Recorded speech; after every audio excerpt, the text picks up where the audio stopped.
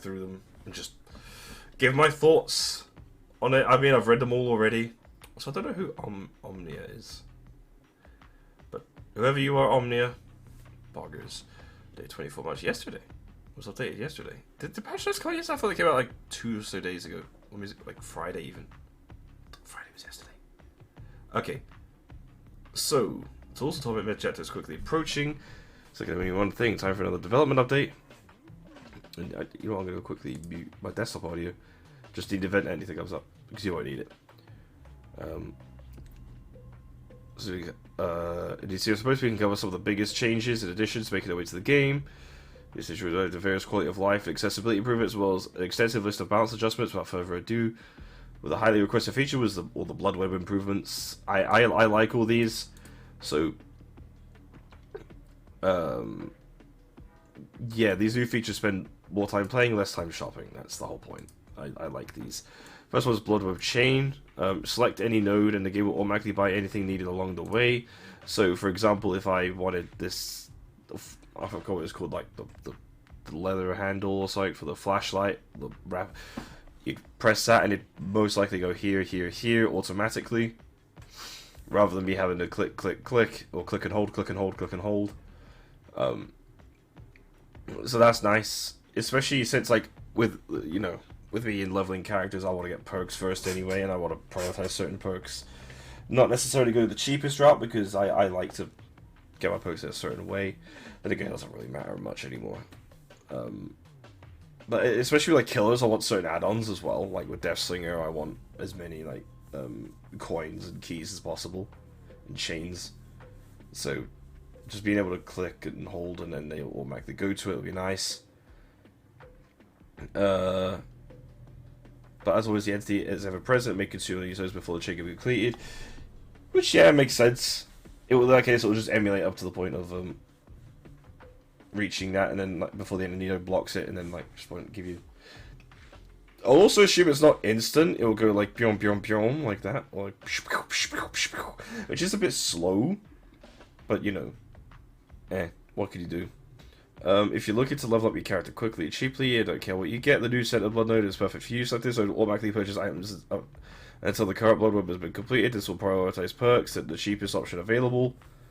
We can also use a partly completed blood webs. This is what I don't like though. To ensure that players familiarize themselves with the contents of the blood web, this part will only be available once a character has been prestige for the first time. This seems really unnecessary. Especially for like someone like me who has what is it? Who has what was that? Yeah, 4,100 hours in DBD. Like for me, that's totally unnecessary. The fact that I have to familiarize with myself also with the blood web, it's a bit silly if you ask me. I think it should go up to like once you first prestige a character and then like universally just lets you do it. Because it's still going to make that first prestige rather tedious. And the depressed way, you rewards blood points fly from your pockets at an alarming rate. The new interaction will only require a presser node to purchase it instead of having to hold it. It's going to be used in conjunction with the other mentions above to further speed up the spending process. This interaction can be hodled if you'd rather use hold instead. Obviously, I will be immediately toggling this option because holding is like the most boring thing. Even though you can like do the thing where you hold, drag your mouse, hold, drag your mouse. I don't have the dexterity for that. So yes, I will be using the press feature from now on. Visual tear radius. It's what's in DBD Mobile. You have a little heart in the center of your chest. Really great if you're at VC and there's like 10 other people talking and you can't hear the killer's tear radius. Yeah, and obviously this is what Spine Shield used to be for a lot of people. People always just have to ride Spine Shield because like people couldn't hear the tear radius. So, you know, yeah, they just made it a base kit thing that you could toggle on and off. I like how on the Protonapia you can actually see the veins more. Also, is that the killer's red stain? I suppose the killer's standing right behind him, I suppose. Tritanopia is also quite a vibrant red. Might take around with these options, actually. Someone looks better, even though, you know, it's a color blindness thing. So yeah, it's good. I like this. I don't, you know, I'm not going to cry about it, you know. It's an accessibility thing. It's been in DBD Mobile for the longest time, so it might as well be in it. And the fact that DBD Mobile features are coming to Core DVD makes me hopeful that some of the other features from DVD Mobile will come over, such as like the leaderboard or the in-game scoreboard. That would be nice. I don't know what other feature. I mean, other Moris would be nice. Also, Haven Wreckers. Okay, so Blood Lodge is being more being made more consistent. They're putting the actual Blood Lodge itself in the middle of the map as opposed to on the towards the edge of the map, and then they're adjusting like tile spawn around the main building, so it isn't too OP. We'll have to see how it plays in the PTB. It's also meant to help with stealth killers. Use this as like a line of sight blocker, which is also nice because Blood Lodge is very open, which means that Huntress mains will probably be really upset with this because Blood Lodge is one of the maps that they fucking love to go on. Another one probably being like Fields and Borgo. Gas Heaven, this is a map that I've always hated. Okay, it is Heaven, so I don't know why, I always keep thinking it's Haven, but it's actually Heaven. Gas Heaven features unique car piles that stretch for several tiles long, which basically made them, it's almost like the RPD effect, where you have to go all the way around just to go to like what should technically be a short distance. So they're basically ripping up these car tiles, and then they're ripping up the car tiles and then popping them, like making them single tile long, and then they're also making the potential pallet spawns as well, so there's less dead zones. And then they're also moving the main building towards the middle of the map, so they're not actually making the map bigger, they're just moving it towards the middle of the map, and then adjusting tile spawn on the outside of that area. Because if you're familiar, the area outside of the actual main building itself could either be a dead zone or just completely fucking busted, depending on your RNG. So hopefully they adjust the values and what can actually spawn there. I'm a bit scared, but also a bit hopeful. And throughout the realm, into over remaining Autohaven recommends would be new edge tiles, which are small tiles on all mount boundaries. I suppose makes the map less of a dead zone, which Autohaven has the very consistent issue of just having giant dead zones. Healing being nerfed. Okay, I've got a mixed bag, right? So they're nerfing healing in every conceivable way. They're now increasing the amount of time it takes to heal by 20, which I believe, if I'm not mistaken, let me do the math quickly. They're basically making, they're actually making it stronger. They're basically making a stronger version of Mangled base kit, which is absolutely fucking absurd. Mangled, I believe, is 20 seconds to heal right now, with no extra like modifiers. Now making it 24 seconds. Plus with Mangled, if you include that with Mangled, that's I believe it's 50 seconds. 30 seconds to heal if you're afflicted with Mangled, which is nuts. That's 1/3 of a gen. I think this should be a self-heal standard, right? All healing, like all self-healing, will take 24 seconds. Like, you could make this like, I mean, you can't really make that self-care because that makes self-care really fucking strong. I think at this point, what behavior needs to do is take a copy the first aid packs that spawn in VHS. Like just take them from VHS and just put them in DVD. And just like have set spawn points where like you can run and heal yourself. And just delete medkits to the game. But like, let's say if you have a medkit, it should take 24 seconds to heal yourself, and if you're healing someone else regardless, it's 16 seconds still. I think that would be a much nicer way of doing it, especially to like newer and solo queue players. But at the same time, it won't make it as strong if like a group is coordinated. Because what groups, like, if you want to be a really strong toxic top MMR 0.001% Swift, is you just completely negate having to heal one another, and you just have someone self-heal. Like, set up a self-heal type of thing, so that then your efficiency goes up. Because it's only one person that's doing any form of healing action, not two. But yes, long story short, I think it needs to be reverted to 16 for altruistic healing, and self-healing should be 24 seconds. Medkits being nerfed, I'm perfectly fine with. Although, nerfing the altruistic healing speed of medkits may actually defeat the purpose, because they're now solely going to be used for self-healing. no one is going to use a medkit now for altruistic healing. There is a way I think we could rebound medkits so that they encourage altruistic healing over self-healing. And is that you make it so that altruistic healing consumes half the charges of a medkit. So all medkits have 24 charges, which means you heal yourself once, consume all 24 charges, you get healed. That's for both altruistic and self. But you make it so that, and if you don't want to go revert back to 16 seconds or 16 charge thing, then what you do is you take all of the medkits and add the text below. Oh, dude, do you reckon I should try doing this on fucking... Hold on. I'm gonna try and inspect element this. I've never tried adding a whole fucking a bullet point using inspect element, so this might come out really scuffed. Yeah,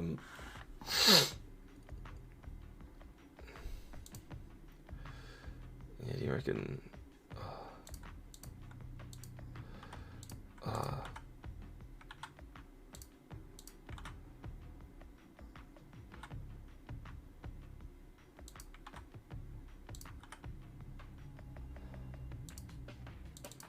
there we go, and then you put, boom,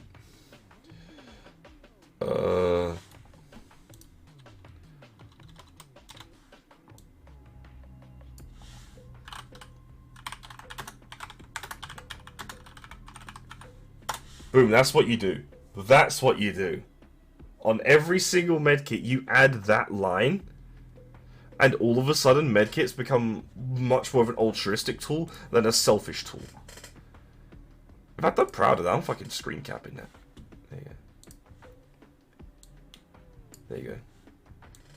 I'll put that over there. Basically, a medkit now that discourages you from just using it selfishly.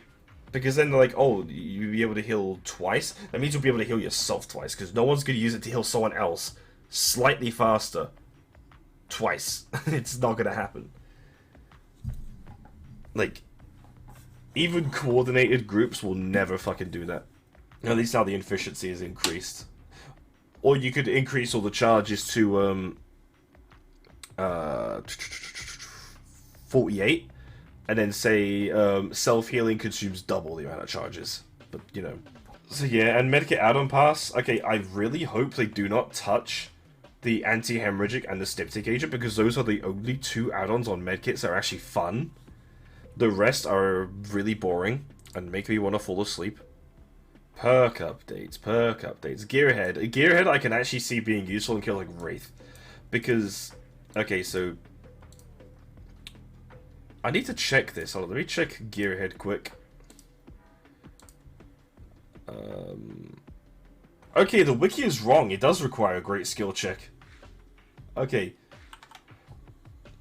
So the wiki has got this wrong. This perk is requires you to hit a great skill check. So basically, from what it says here, you hit a survivor loses their health state, and the next time they get a great skill check while repairing a generator, the aura is revealed to you for 10 seconds. And then I'm pretty sure the perk deactivates, right? Either the perk deactivates or...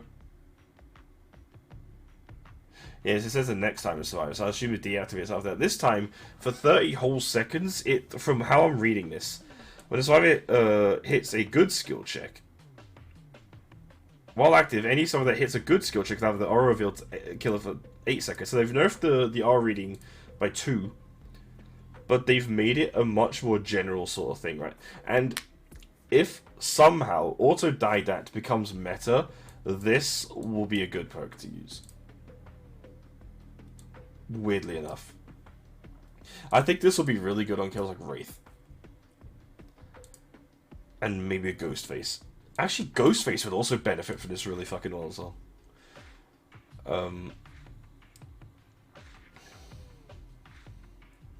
Overzealous? A little bit scared about Overzealous. I mean, a bit scared, a bit not, right? Because, if I'm not mistaken, it takes 90 seconds, right? So... and your efficiency goes down by, so times 0.9. I believe. Yeah, so that gen goes down to just what it used to be. My Yeah, so it's not super good. So the fact that you can do it while blessing a totem, so they're just buffing the numbers and also making it so you can do overzealous while blessing, which is cool. I think it's fine. I think it's a pretty neato idea. And it gives it a bit more synergy with, you know, Shadow Step. I think would also be good. Shadow Step slept on, in my opinion. You bless a totem somewhere close to a gen. Use overzealous to get a bit of speed as well.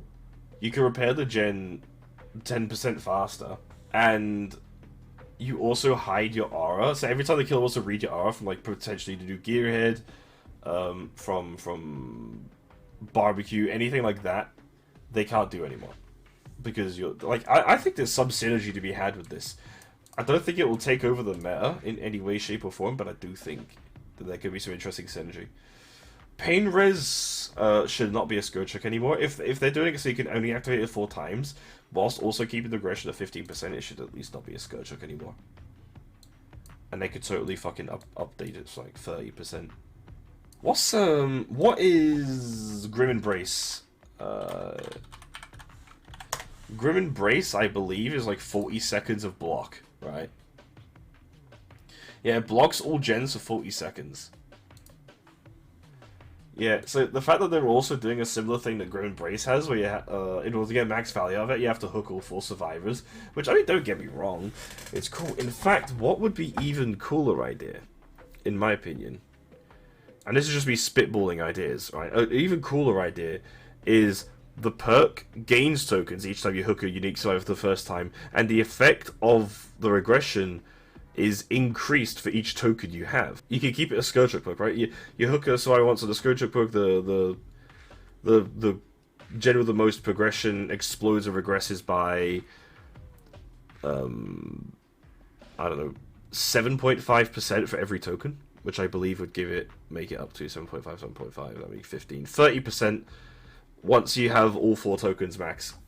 And then obviously, because it's such a big regression, you can keep it as a Scourge Hook perk. That would technically make the perk stronger, and I know they want to nerf it. I don't... Pain Res's big problem with me is that it still makes you scream. I think Pain Res is just the information it gives you.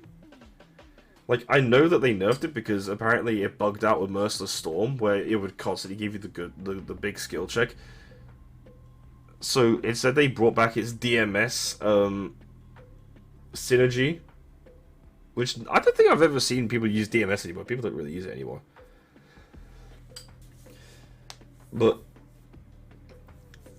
I don't know, like, you could easily just like have it so that when you know, it regresses, yeah, honestly, put it back to what it was before they redid it. So there's just a loud noise notification, but there's no scream and kicking them off the gen with DMS. Dead hard, dead hard, dead hard. Last stream, I believe last stream, and I've said this on my Twitter as well, I've always said that some form of dead hard should be a base kit mechanic, because it'd be the only form of skill expression. You know, so the reason why players love using dead hard so much isn't actually because of the safety. Again, I mean, a lot of people do, especially with old dead hard. New dead hard, however, it doesn't give you as much safety as it used to. People like it because there's a form of skill expression in the timing of dead hard, and that's generally why survivors love to use dead hard. Generally, that's why I loved using it. That's why I used dead hard after it got reworked. And the only thing they really needed to do with dead hard was make it so that there was like a small blocker where you can't perform interactions after using dead hard. So you can't just like dead hard while you're under a pallet and then like drop it if the killer doesn't hit you, or just, you know, it's because if you get hit while dead hard, you shouldn't need to interact with anything because of the speed boost you get. So yeah, I think this is way too overkill. Like, yes, I find dead hard annoying, especially in like the uncounterable situations. I do think that needed changing, but behavior haven't changed that. They've just limited how many times you could do it. So what they've done is they've given it the safe unhook activation condition along with being an exhaustion perk. We don't know whether dead hard can be used while exhausted or not. If it can be used while exhausted, it may still have a place in the meta. especially you combine it with a perk like Sprint Burst or Lithe, you just can't use Sprint Burst or Lithe, especially after being hit through Dead Hard or using Dead Hard. And it also deactivates once you protect yourself from damage. So I believe the maximum amount of times you could use it is 9 times. No, 6 times. You can only use it 6 times maximum per game. Which, don't get me wrong, most of the time you see a player really only use Dead Hard like maybe 3 or 4 times, so it won't make it. I mean, that's the maximum. That's giving it on a good day. That's if one survivor gets every single unhook that isn't on themselves. That is a bit silly. Call of Brine is just getting a number change. It's barely going to be worth now. So 200% regression on Call of Brine was the equivalent of 0.5 charges per second lost on a generator while regressing from kicking it. And now it will be... Oh god, what is it? If it's not... Alright, so we're on 0.2 times 1.25. That gives you... basically 0.3125 charges per second lost, which is barely any fucking difference. So if there's 90 charges, right, and it will take 0.3125, it'll take 288 seconds, which if you divide that by 60, that's 4.8 minutes. Yeah, I'll tell you what, there was a much simpler way of nerfing Call of Brine and Overcharge, because I don't think Behavior realized why they kind of are problematic perks.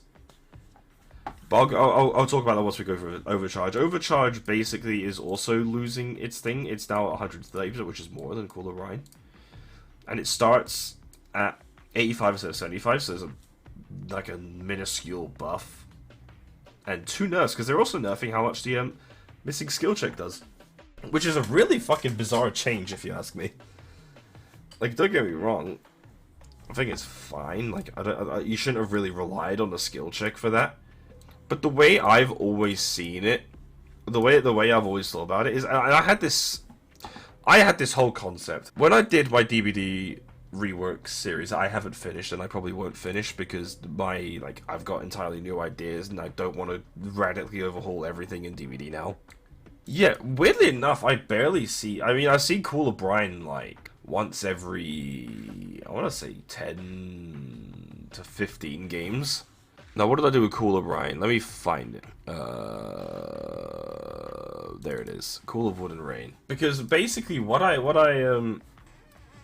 so, when I went through overhauling DVD, right, and trying to rework, like, everything and change, like, the base game and all that, the one thing I thought would be good is like a base kit version of Pop Goes the Weasel, right?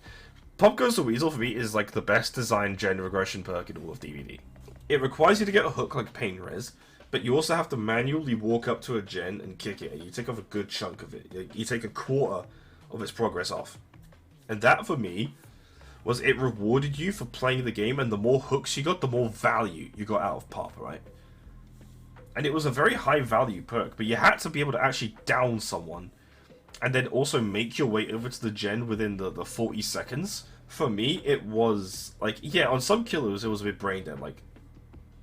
And then again, I mean, like, maybe on Blight, it would have been really fucking annoying, right? Because Blight gets a quick hook, gets quick down, rushes to a gen, pops it, right? But I do generally think it was, like, in terms of nearly everyone else on the killer roster, it was a well-designed perk. It's just because of some certain killers that it becomes a bit annoying. So I thought of having a base kit version of Pop Goes the Weasel in the form of a status effect that the killers could get called Charged. And you would hook a survivor and you'd get the charge status effect for 40 seconds. And when you kick a gen whilst you have the charge status effect, you would knock 15% off the gen, right? So it's basically Pain Res with extra steps. Right? And then I would have... Then what I did was, with other perks, like with Call of Brine and Overcharge, they would have modified the charged status effect. So basically, what I'm getting at here, right, for this really long-winded explanation, was that really all you needed to do with Cooler Brine was make it only activate once you hooked a survivor. You made it so that once you hooked a survivor, you could then kick a gen and get all the information from it. Like, because funnily enough, Cooler Brine does provide information. Not a lot of people know this, but there's information provided in Cooler Brine.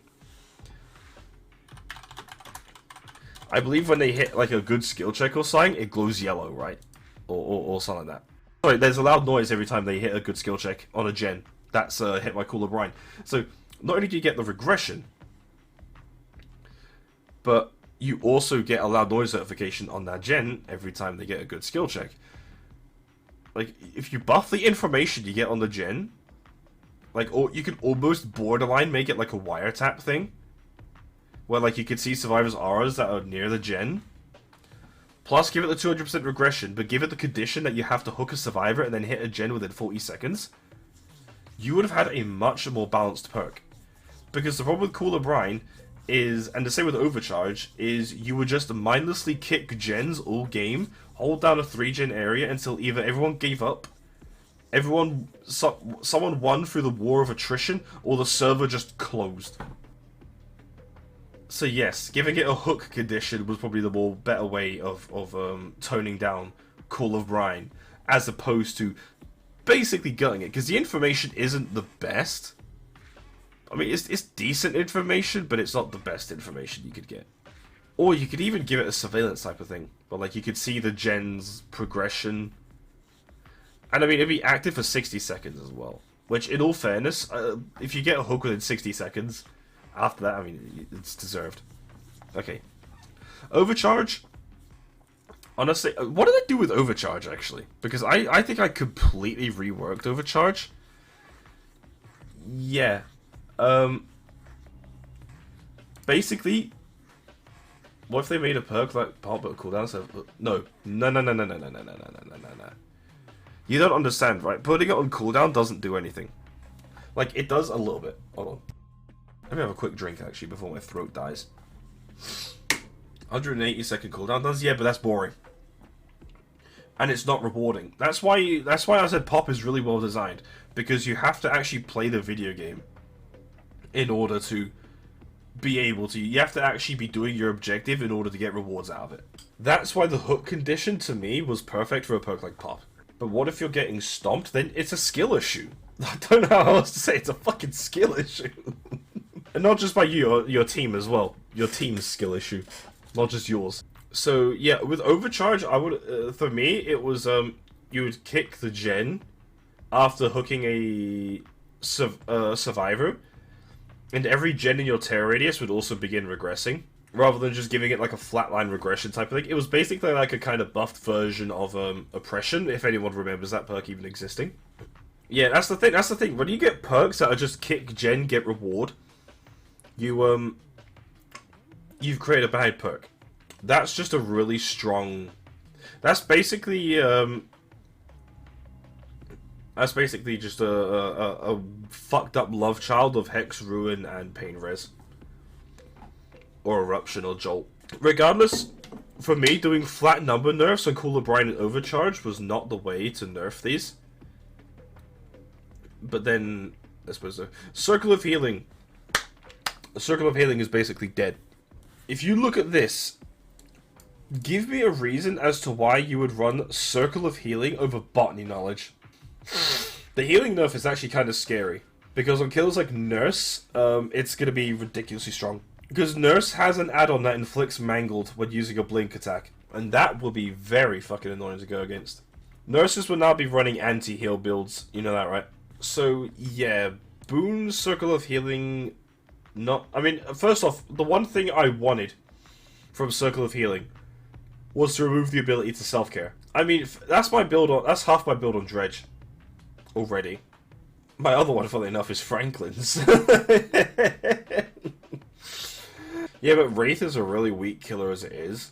So... Well, it's not weak, it's like C tier. But Idrud all the time, yeah. But that's just, that's how Wraith is supposed to be played. Wraith is a hit-and-run killer. Wraith is basically the hit-and-run killer. I did say earlier that I do think they need to tone back the healing nerf. And they do need to look into Mangle because of this as well. Not only mangled, but also hemorrhage. Thinat, sloppy, leverage. Leverage, don't bother with leverage. Because it only activates for 30 seconds, it's borderline useless. Yeah, I was going to say, Blood Echo would be much worse to have on. Blood Echo might see its way back into the meta. Anyway, yeah, Circle of Healing. Back on subject. Circle of Healing, cringe. No reason to run it over botany, basically. You're basically throwing a game with Circle of Healing. Oh, but you can see the auras of injured survivors in the boon range. You know what else you could do to find injured survivors? What was it? Are you okay? Do I need to leave you alone? I'm injured. You just hear the noises. Okay, killer updates. Hillbilly. I can't talk too much, which is annoying. Hold on, let me just break this in my mouth quick. Okay. I hope that does something to do help my throat. But I don't think it will. So, Billy. Heat gain from revving decreased. I don't think it's actually going to be that drastic. I don't think it's going to be that drastic, because they only said slightly. It's only a slight increase, which I don't know why they'd even bother. This is the part that annoys me the most, because no one was fucking complaining about this. But I guess it's because the 5 players that play Billy use these add-ons. Nerf Pigmeme, very funny, not too bothered. This one, oh god, I'm so sorry about the coughing. Yeah, I'm still coming off this illness. I've done the math on this because Pig is it'd be too OP. Oni? I did the math on this. You'll only move 0.1 meters per second slower than base killer speed with these 2 add-ons combined, all absorbing. This will be the first buff Freddy has ever gotten. This means jack shit. This just means you're gonna have to use the fucking the gin bottle add-on, because otherwise you've basically got 1 bottle clown. This has caused a big stir in the community, and I can see why, but I also can't. Like, yes and no, because like this yes, this no, but we'll get onto that. Basically, the whole idea is they're trying to make killers more like unified, and one part of killers that isn't unified is how items interact with their power, right? Because Trapper used to be the only killer affected by toolboxes, and certain other killers are affected by flashlights. And in fact, with the case of Hag, it was the only counterplay, which was really fucking stupid. So they've basically removed it to bring all of the killers in line. There's still 2 that they're missing for this list, funny enough.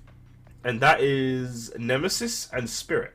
Did you ever fucking see this happen while you play Artist? Wraith, this is a Wraith buff, which I'm fine with, because Wraith is one of the weaker killers. This one I don't really care too much about, because it doesn't really come up in play. Same with this one. If you don't have a... this will actually make Basement Hag a bit more unbearable, because previously if you just had a flashlight, you could just... at least. Now you don't even have the option to do that. Now you just have to go...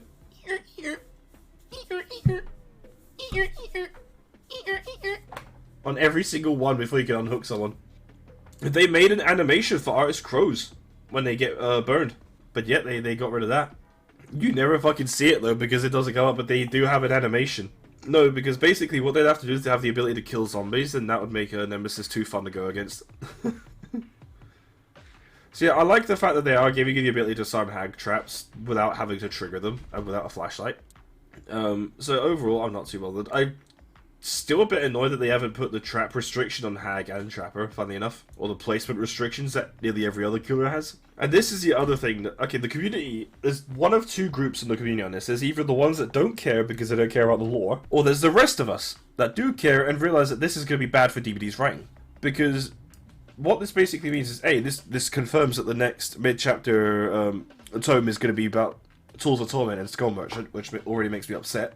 B, basically older characters now will basically not get tomes unless there is a licensed chapter that comes out, the next mid-chapter tome.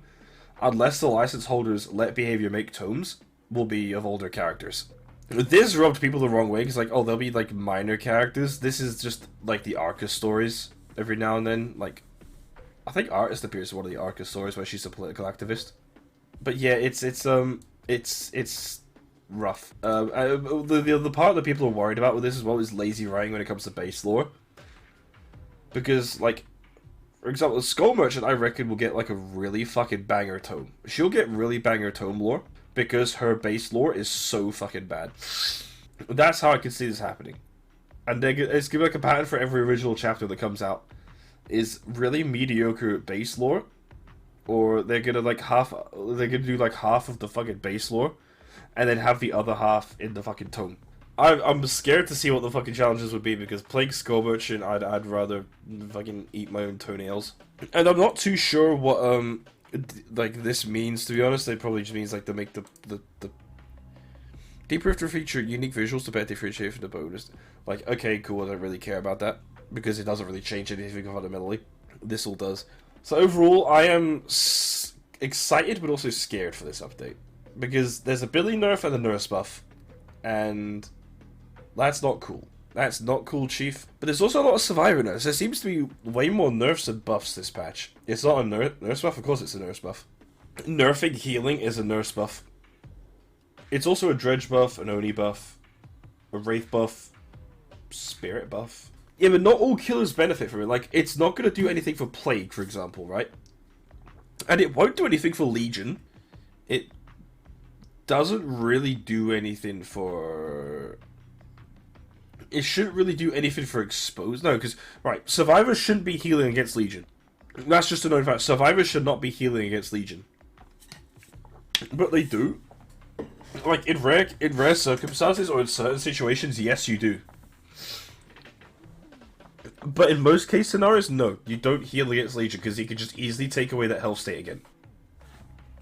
You got a Frenzy? Yeah, but, like, getting a Frenzy is not hard. Like, Feral Frenzy is one of the easiest abilities to use in the game. Ignore the fact that 2 streams ago, I completely fucking whiffed someone twice with Feral Frenzy. That was more of a skill issue than anything.